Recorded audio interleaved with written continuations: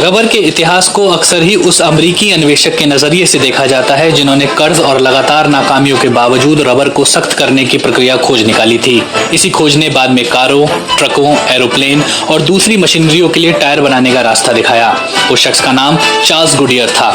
बहुराष्ट्रीय company the Goodyear tyre and rubber company ने Charles के सरनेम को दुनिया के इतिहास में अमर कर दिया। लेकिन ऐसा नहीं था कि गुडियर से पहले रबर के बारे में किसी को कोई जानकारी नहीं थी। दक्षिण अमेरिका के मूल निवासी इससे पहले से वाकिफ थे। साल 1490 के आसपास इन मूल निवासियों ने एक तरह का मोम तैयार कर लिया था जो पेड़ों से मिलता था। ये पेड़ चीरा लगाने पर दूध जैसा पदार्थ देते और इसी से मोम तैयार किया जाता था। ये दूध जैसी सामग्री दरअसल एक गाढ़ा गोंद होता था और उस पेड़ का नाम था हेविया ब्रासिलियंसिस। रबर नाम मिलने की भी अपनी एक कहानी है। जब फ्रेंच लोग अमेज़न के जंगल में पहुंचे तो उन्होंने देखा कि स्थानीय मूल निवासी इन्हें काउचो कहते हैं, जिसका मतलब होता है रोने वाला पेड़। लेकिन 19वीं सदी तक रबर वो चीज थी जिसके बारे में दुनिया जानना चाहती थी। टीम हरफोर्ड ने 50 things that made the modern economy नाम से एक सीरीज की थी, जिसमें उन आविष्कारों और खोजों के बारे में बताया गया है जिससे अर्थव्यवस्था में क्रांतिकारी बदलाव आए। साल 1820 के दशक में रबर को लेकर दुनिया की दिलचस्पी तेजी से बढ़ने लगी थी। ब्राजील से यूरोप तक इसकी खेप बड़े पैमाने पर भेजी जा रही थी। जूते, hat, coat, life jacket rubber से तैयार होते थे। यहाँ तक कि चार्ल्स गुडियर की पहली नाकाम खोज इन्फ्लेटर ट्यूब बनाने की कोशिश ही थी जिससे लाइफ जैकेट में हवा भरी जा सके। लेकिन ये इन्फ्लेटर ट्यूब सर्दियों में बेहद कड़े हो जाते हैं और गर्मियों में लचीले। टिम हरफोर्ड बताते हैं, किसी बेहद गर्म दिन में गुडियर ने देखा कि उसकी खोज पिघल रही है और उसमें से गंध भी आ रही थी। लेकिन इस नाकामी को भी गुडियर ने एक अवसर की तरह देखा। रबर को स्थिर बनाए रखने का तरीका खोजने में गुडियर ने 5 साल गुजार दिए। दिक्कत ये थी कि वो केमिकल इंजीनियरिंग के जानकार नहीं थे। उन पर कर्ज बढ़ता जा रहा था और इस वजह से उन्हें कई बार जेल भी जाना पड़ा। आखिरकार साल 1839 में चार्ल्स गुडियर ने अचानक अनायास रबर को और सख्त बनाने की प्रक्रिया खोज ली। रबर, सल्फर और आग के इस्तेमाल से उन्होंने जो तरीका खोज निकाला उससे आधुनिक दुनिया में आमूलचूल बदलाव हुए। लेकिन अभी एक और आविष्कार होना बाकी था। साल 1880 के दशक के आखिर में Scottish scientist John Boyd Dunlop के हाथों वो खोज हुई। इस नई चीज का नाम था टायर। साइकिल और कारों के टायर बनाने के अलावा रबर का इस्तेमाल फैक्ट्रियों में स्वचालित काम के लिए ट्रांसपोर्ट बेल्ट्स बनाने में होने लगा। ये विद्युत का कुचालक था, इसलिए इसका इस्तेमाल केबल वायर के कवर में होने लगा। इससे कॉन्डोम तैयार किए जाने लगे। ऐसी कई चीजें जिनके लिए रबर जरूरी ही नहीं अपरिहार्य बन गया था।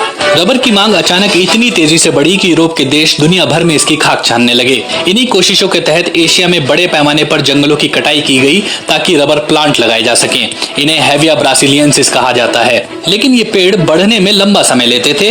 दूसरे ऐसे पौधों का भी पता चला जिनसे कम मात्रा में रबर मिलता था। पश्चिमी देशों के लिए रबर एक ऐसी चीज थी जिसके बिना उनका काम धंधा मुश्किल हो चला था।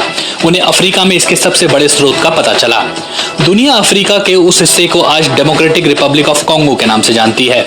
टिम हरफोर्ड बताते हैं, लेकिन पश्चिमी देशों के सामने सवाल ये था कि रबर की ज्यादा से ज्यादा मात्रा जल्द से जल्द कैसे हासिल की जा सकती थी। अगर नैतिकता के मुद्दे को किनारे कर दें तो इसका सीधा सा जवाब था, किसी शहर में सशस्त्र लोगों को भेजो, महिलाओं और बच्चों को अगवा करो और अगर फिर भी पुरुष पर्याप्त रबर ना ला पाए तो किसी के हाथ काट दो या फिर उसके किसी रिश्तेदार की जान ले लो।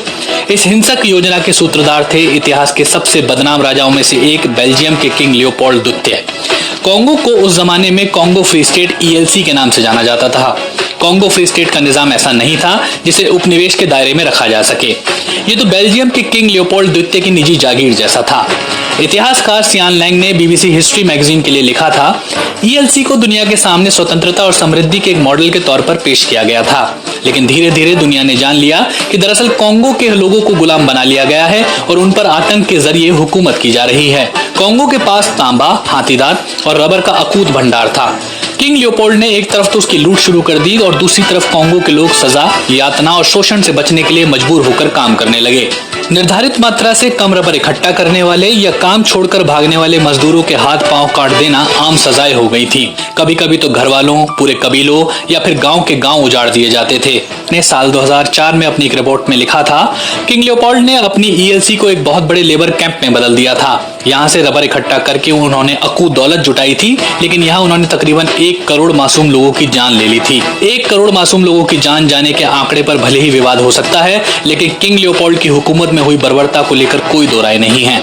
दुनिया में आज जितने रबर का उत्पादन हो रहा है उसका आधे से ज्यादा हिस्सा रोने वाले पेड़ों से नहीं आता बल्कि सिंथेटिक पदार्थों से तैयार किया जाता है। द्वितीय विश्व युद्ध के दौरान सिंथेटिक रबर का विकास किया गया। ये सस्ता तो था लेकिन कुछ मामलों में प्राकृतिक रबर से बढ़िया भी था। उदाहरण के लिए साइकिल के टायर में इस्तेमाल होने वाले सिंथेटिक रबर ज्यादा बेहतर माने जाते हैं। लेकिन ऐसे उद्योग भी हैं जिनके लिए हेविया ब्रासिलियंसिस के पौधों से निकलने वाला रबर अपरिहार्य है। इन पौधों से तैयार होने वाले रबर का तकरीबन 3/4 हिस्सा भारी गाड़ियों के टायर बनाने में काम आता है। इंसान ज्यादा कारें, ट्रक और हवाई जहाजों का उत्पादन कर रहा है। इसका मतलब ये हुआ कि हमें ज्यादा रबर की जरूरत पड़ेगी और इसकी सप्लाई बिना विवादों के संभव नहीं है। साल 2015 में यूनिवर्सिटी ऑफ ईस्ट एंग्लिया के पर्यावरण विज्ञान विभाग ने एक स्टडी की थी।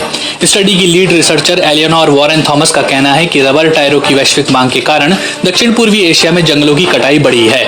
उन्होंने इसे कहा था, साल 2024 तक मांग की आपूर्ति सुनिश्चित करने के लिए 4.3 से लेकर 8 मिलियन हेक्टेयर जमीन पर नए पौधे लगाने की जरूरत होगी।